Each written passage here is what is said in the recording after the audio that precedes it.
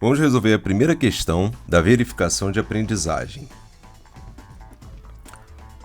Bem, temos aqui f de x igual a x à quarta sobre 4 menos x ao cubo mais x ao quadrado menos 1. Então ele está me pedindo para encontrar os máximos e mínimos relativos de f, se existirem. Resolva essa questão utilizando o teorema da segunda derivada e em seguida resolva a mesma questão pelo teste da primeira derivada. Bom, tanto faz, né? Você resolver primeiro pelo teste da primeira derivada e resolver depois pela derivada segunda, não vai fazer muita diferença. Então eu acho que é até mais simples você resolver pelo teste da primeira derivada. Para isso, vamos derivar a primeira vez.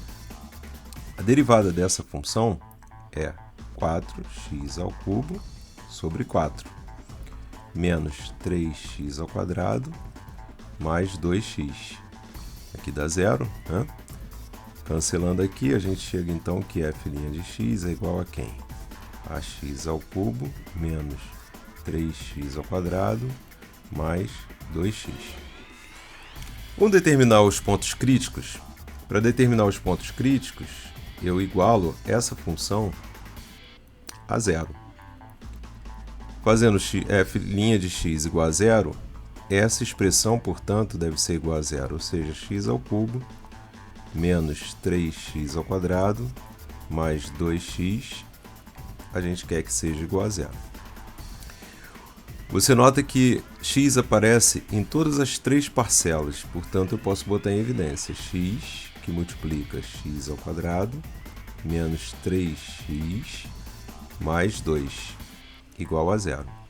Por aqui já dá para descobrir que quando você tem um produto onde esse fator vezes esse fator dá zero, a gente consegue então concluir que x já é zero. Portanto, x é igual a zero. Essa é uma raiz desse polinômio do terceiro grau. X é igual a zero. Agora vamos descobrir onde isso aqui se anula. É uma equação do segundo grau, correto? Bem, x ao quadrado menos 3x mais 2 igual a zero. Vamos calcular o delta. Delta é igual a 9 menos 4 vezes o A vezes o C. Daqui eu tiro que delta vale 1, portanto x é igual a quem? A menos B, menos 3 dá 3, menos B, mais ou menos raiz quadrada do delta, mas raiz quadrada de 1 é 1. E 2 vezes A, o A é 1, 2 vezes 1, 2. Daqui então vão sair duas raízes, quem são elas? 3 mais 1, 4 sobre 2 dá 2, essa é a primeira raiz. E 3 menos 1, 2 sobre 2 dá 1, a outra raiz. Juntando com essa outra, temos três raízes para esse polinômio. Ok? Então, quando é que f', respondendo a nossa pergunta inicial, quando é que f' de x é igual a zero?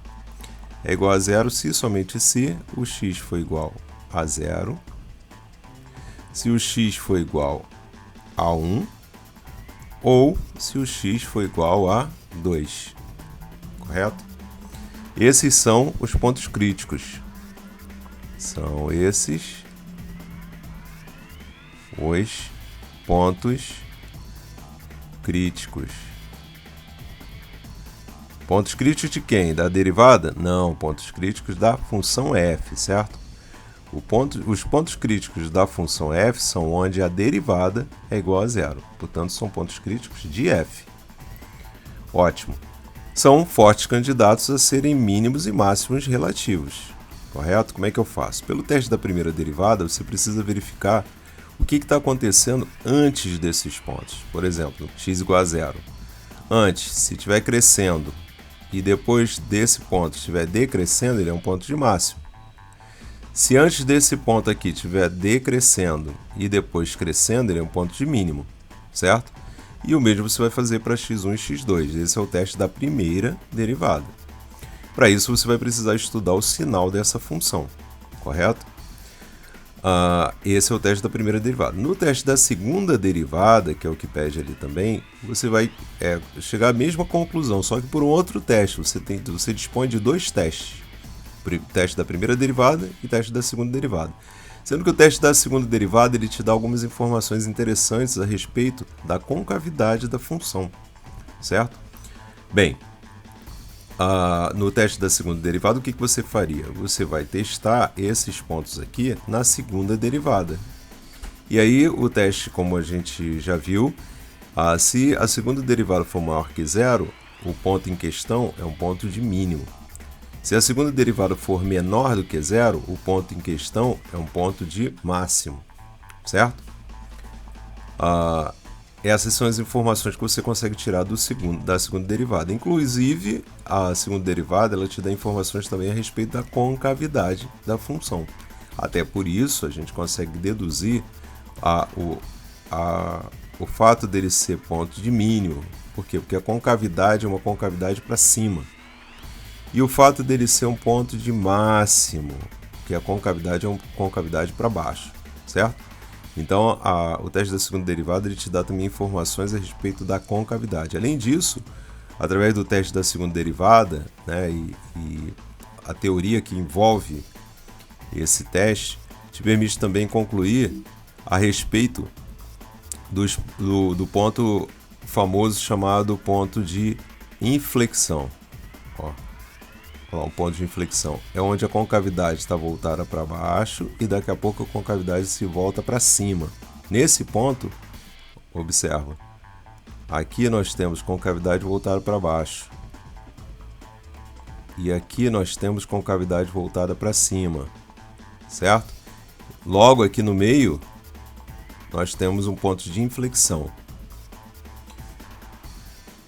Poderia ser o contrário, você poderia ter concavidade para cima e em seguida a concavidade se volta para baixo. Nesse ponto também temos um ponto de inflexão. Um ponto de inflexão, por definição, é isso: um ponto onde a concavidade muda de concavidade para cima para concavidade para baixo, ou ela muda de concavidade para baixo para concavidade para cima. Nesse ponto, exatamente nesse momento em que há essa mudança, nós temos um ponto de inflexão.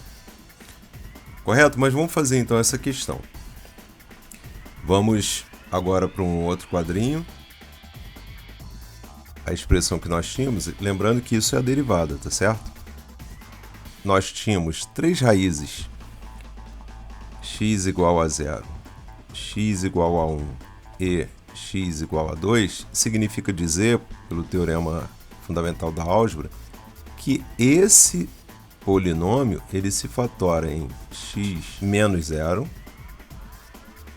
vezes x menos 1 vezes x menos 2. Se você quiser fazer como um exercício e multiplicar esses três binômios, você vai obter esse polinômio do terceiro grau, exatamente ele, certo? Bem, vamos estudar o sinal dessa expressão. Para estudar o sinal dessa expressão, vamos montar uma tabelinha. X menos 0 é a mesma coisa que x, certo? Então a gente tem x menos 1 e x menos 2. E observando essa tabelinha, vemos que x se anula em 0. Antes dele, essa função x ela é negativa, depois ela é positiva. X menos 1 se anula em 1. Antes é negativa, depois é positivo, por se tratar de uma função crescente. Aqui também uma função crescente se anula em 2. Antes é negativa, depois é positiva. Como se trata de um produto dos três fatores, menos vezes menos dá mais, vezes menos dá menos. Mais vezes menos dá menos, vezes menos dá mais vezes mais dá mais, vezes menos dá menos, e mais vezes mais dá mais. Portanto, esse é o sinal da primeira derivada. Lembra que o produto desses três fatores era esse polinômio que era exatamente a derivada. E a derivada, portanto, tem esse sinal. O que significa isso?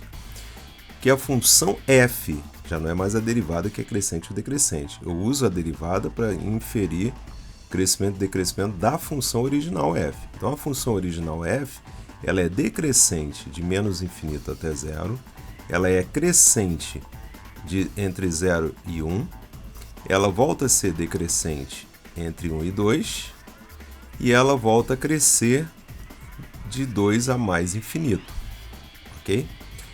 Então, o que a gente consegue deduzir, né, em termos de máximos e mínimos relativos? Conseguimos concluir, portanto, que como ela decresce aqui e volta a crescer aqui, no meio tem quem? Zero. Zero é um ponto de mínimo. Vamos escrever isso. X igual a zero é ponto de mínimo local ou relativo. X igual a zero é ponto de mínimo local. Olha, está crescendo antes de 1 e em 1 há uma mudança, ela passa a decrescer. Portanto, 1, x igual a 1, é ponto de máximo local. Novamente, ela decresce entre 1 e 2 e volta a crescer após 2, certo? Portanto, 2 é um ponto de mínimo, é ponto de mínimo local. Portanto, conseguimos concluir a respeito desses pontos críticos quem são os mínimos relativos, pontos de máximo e pontos de mínimo locais da função f. O que me permitiu concluir essas informações aqui a respeito de mínimos e máximos relativos, eu utilizei aqui o teste da derivada primeira. Teste da derivada primeira. Esse é o teste da derivada primeira. Vamos agora utilizar o teste da derivada segunda para concluir coisas semelhantes. Derivando a segunda vez essa função, nós teremos 3x² menos 6x mais 2. Essa é a derivada segunda. O que o teste da derivada segunda fala? Eu preciso testar essa função nos pontos críticos, ou seja, x igual a 0, x igual a 1 e x igual a 2, que a gente já tinha calculado anteriormente e tínhamos visto que esses são os pontos críticos. Então, eu vou testar a segunda derivada em 0, vou testar a segunda derivada em 1 e vou testar a segunda derivada em 2. Bom, em 0, substituo aqui, eu observo que dá 2. Em 1, quando eu substituo aqui, dá 1 ao quadrado dá 1, 3 vezes 1, 3, correto? 3 menos 6 vezes 1 dá menos 6, 3 menos 6 dá menos 3 mais 2, menos 1. F duas linhas de 1 deu menos 1. Vamos testar agora em 2. Substituo 2 aqui. 2 ao quadrado dá 4, 3 vezes 4, 12. 12 menos 6 vezes 2 dá menos 12. 12 menos 12 dá 0. Mais 2 dá 2. E o teste de derivada segunda, ele se preocupa em olhar o sinal dessas substituições. Por exemplo, esse aqui, deu para ver que f2' substituído em 0 deu 2, que é um número maior que 0. f2' substituída em 1 deu menos 1, que é um número menor que 0. E f2' em 2 deu 2, que é um número maior que 0. E o teste da derivada, ele fala o seguinte, que onde a função derivada segunda eu conseguir um valor positivo, significa dizer que o ponto em questão, x igual a 0, é ponto de mínimo. Ponto mínimo local. Onde a derivada segunda é negativa, significa dizer que o ponto em questão, x igual a 1, é ponto de máximo local. Isso é o que fala para mim, é o teste da derivada segunda. E quando eu testo em x igual a 2, eu obtive um número positivo. O teste da derivada segunda me diz que onde o resultado dessa substituição é um valor positivo, eu tenho que x igual a 2 é ponto de mínimo local. Utilizando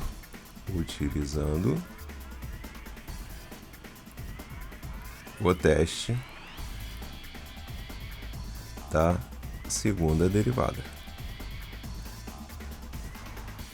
E com isso concluímos o exercício, que ele me pede para encontrar máximos e mínimos relativos de f utilizando os dois testes. E pelos dois testes a gente viu que bateu, né? X igual a 0 é mínimo local, x igual a 0 e x igual a 2 são mínimos locais, e x igual a 1 é ponto de máximo local. Foi o que a gente viu, não foi? A gente voltando um pouquinho, a gente consegue ver que x igual a 0 e x igual a 2 eram mínimos locais pelo teste da primeira derivada. E x igual a 1 é o máximo local. Você nota que cada teste tem sua peculiaridade, mas a gente aplicou aqui dois testes para concluir as mesmas coisas. Lembrando que o teste da derivada segunda ele também traz uma informação adicional a respeito da concavidade do gráfico da função. Ok? Espero que tenha ajudado.